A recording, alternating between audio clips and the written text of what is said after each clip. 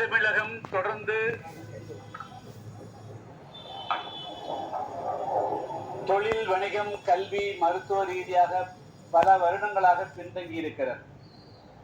எனவேதான் தென் தமிழகத்தில் முதற்கட்டமாக தொழிற்சாலைகளை இங்கு துவக்க வேண்டும். குறிப்பாக பன்னாட்டு நிறுவனங்களால் தொடங்கப்படக்கூடிய தொழிற்சாலைகள் சென்னை, திருவள்ளூர், காஞ்சிபுரம் மற்றும் அந்த சுற்றுவட்டார பகுதியிலே தொடங்கப்படுகின்றன.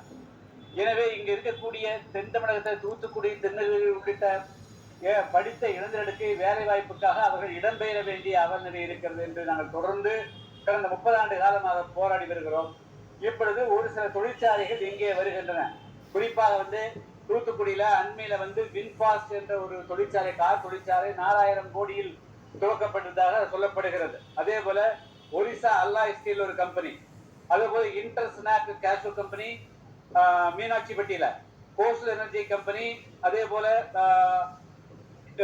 கிழக்கு கடற்கரையோரத்தில் மகா சிமெண்ட் உள்ளிட்ட பெரிய நிறுவனங்கள் அண்மை காலமாக தூத்துக்குடியிலே துவங்கப்பட்டிருக்கின்றன. இங்க வேலை தரக்கூடிய விஷயம் என்னவென்று சொன்னால், இந்த கம்பெனிகள்ல கட்டுமான பணிகளுக்கு உள்ளூர் மக்களை, தூத்துக்குடி மக்களை பயன்படுத்துகிறார்கள். அதே சமயத்தில் இந்த தொழிற்சாலைகள் வந்த பிறகு உயர் பதவிகளுக்கு ஆந்திராவை சேர்ந்தவர்கள், கர்நாடகத்தை சேர்ந்தவர்கள், கேரளாவை சேர்ந்தவர்கள், வடக்கு மாநிலத்தை சேர்ந்தவர்களுக்கு முன்னுரிமை கொடுக்கப்படுகிறது. இங்கே தூத்துக்குடி மாவட்டத்தில் பெரும்பாலும் பட்டியலின மக்கள் தேர்ந்தெடுப்பாளர் இருக்கிறாங்க, மற்ற சமுதாயத்தை சேர்ந்து இருக்கிறாங்க.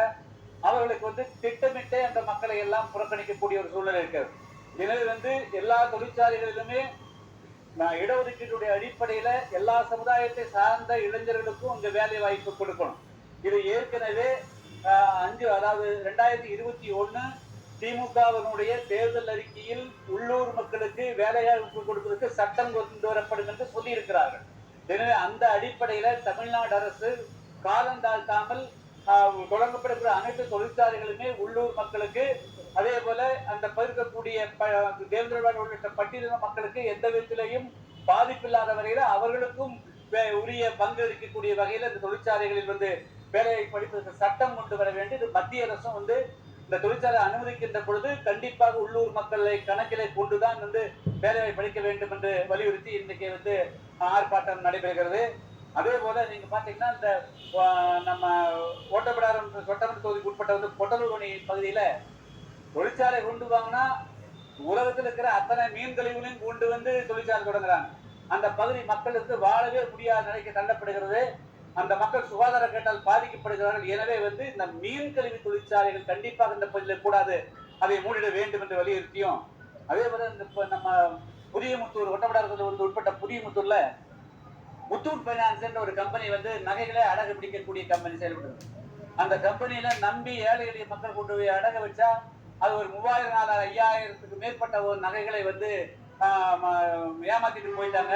அந்த கம்பெனி தமிழ்நாடு, இந்தியா ஃபுல்லா பிரான்ச் இருக்குது, பிரான்ச் வச்சுக்கிறாங்க அவங்க. அதனால காவல்துறை சிபிசிஐடி உடனடியாக அந்த ஏழை எளிய மக்களுடைய நகைகளை மீட்டு தர நடவடிக்கை எடுக்கணும். அதே போல இந்த விளாத்தி குளத்தில் நான் சுற்றுப்பிரயாணம் பண்ற போது பார்த்தது என்னன்னா, 50 ஏக்கர் உப்பளம் வச்சிருக்கிறாங்க. 500 ஏக்கர் அங்க இருக்கிற புறம்போக்கு நிலங்களையும் 7 குளங்களை ஒரு இடத்துல இருந்த குளங்கிற போது 7 குளங்களையே ஆக்கிரமிச்சுக்கிறாங்க. என்ன செஞ்சுட்டு இருக்கிறாங்க அப்படின்னு தெரியல. மாவட்ட நிர்வாகம் உடனடியாக இந்த ஸ்ரீ வெங்கடேச பெருமாள்புரம்ங்கிற ஒரு ஊர், இலந்தை குளம் உள்ளிட்ட பல பகுதிகளில் மக்கள் விவசாயத்துக்கு பயன்படக்கூடிய குளங்களையும் கண்மாணிகளையும் உப்பள அதிபர்கள் ஆக்கிரமிச்சிருக்கிறாங்க. ஆனா அதையெல்லாம் மீட்டு தரணுங்கிறது இந்த போராட்டம். அதே போல தூத்துக்குடி அரசு பாலிடெக்னிக்ல மாதவன் என்ற மாணவன் மீது மாணவன் அங்க வேறொரு மாணவனால் கொண்டு வரப்பட்ட வெடிகுண்டு வச்சு அவர் கையை எடுத்துக்கிறாரு. அவருக்கு உரிய நட்டீடு கொடுக்கணும், அவருக்கு உரிய காம்பன்சேட் பண்ணணும். யார் வெடிகுண்டு வந்தாங்க அப்படிங்கறத இன்னும் சொல்ல நடவடிக்கை எடுக்கிறாங்க. இது தவறானது. மாவட்ட நிர்வாகம், காவல்துறை உடனடியாக அந்த வெடிகுண்டு கொண்டு வந்த நபர்கள் மீது வழக்கு பதிவு நடவடிக்கை எடுக்கணும். அதே போல இந்த 100 நாள் வேலை அப்படிங்கிறதுங்க பொதுவா ஏழை எளிய மக்கள், விவசாய தொழிலாளர்களுக்கு வாழ எல்லா நாளும் வேலை கிடைக்கிறது இல்லை. அதனால்தான் 2004 மத்திய அரசு சட்டம் இயற்றி 100 நாள் வேலை திட்டம் கொண்டு வந்தது. இந்த 100 நாள் வேலைக்கு அர்த்தமில்லாம போகிறது 10 நாள், 5 நாள், 6 நாள் கொடுக்குறாங்க. ஏழை எளிய மக்கள் என்ன செய்ய முடியும்? அதனால் 100 நாள் வேலையை முறையாக 100 நாளும் கொடுக்கணும் அப்படிங்கிறது கோரிக்கை. அதே போல இந்த பாத்தீங்க அப்படின்னா தூத்துக்குடி முதல்ல மலையே இங்க தூத்துக்குடியில் கிடையாது. இருந்தாலும் கூட காட்டு பன்றிகளுடைய தொல்லை மிகப்பெரிய அளவுக்கு இருக்கிறது. அதனால வந்து விவசாயிகளுக்கு மிகப்பெரிய பாதிப்பு ஏற்படுகிறது. ஒன்று காட்டுப்பன்றிகளின் நடமாட்டத்தை வந்து வனத்துறை கட்டுப்படுத்தணும், இல்லைன்னா அந்த விவசாயிகளுக்கு வந்து உரிய நட்டை கொடுக்கும்.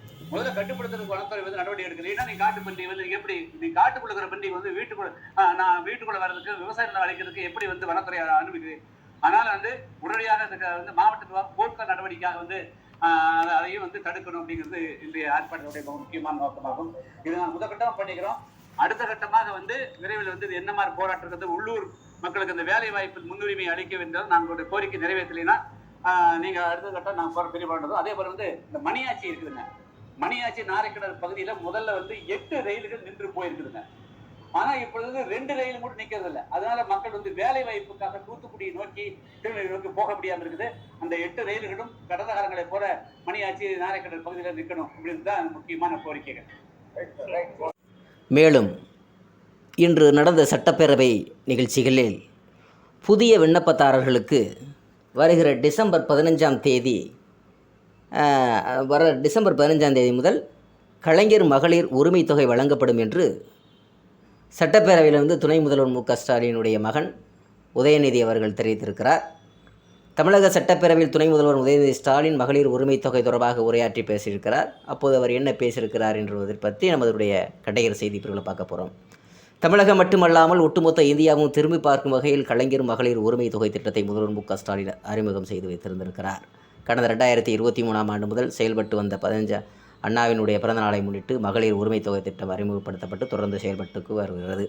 மகளிருடைய பொருளாதார விடுதலைக்கு வழிவகுக்கும் வகையில் இந்த திட்டத்தின் மூலம் ஒவ்வொரு மாதமும் சுமார் 1,14,00,000 மகளிருக்கு இந்த உரிமை தொகை முதல்வர் வழங்கி வருகிறார். இதுவரை 30,000 கோடி உரிமை தொகை வழங்கப்படுகிறது என்பதை தெரிவித்துக் கொள்கிறோம். இன்னும் குறிப்பிட்ட சொல்ல வேண்டுமென்றால் கடந்த 26 மாதங்களாக 2023ஆம் ஆண்டு செப்டம்பர் மாதம் முதல் துவங்கி இந்த ஆண்டு 16ஆம் தேதி வரை 1000 ரூபாய் கொடுக்கப்பட்டு வருகிறது.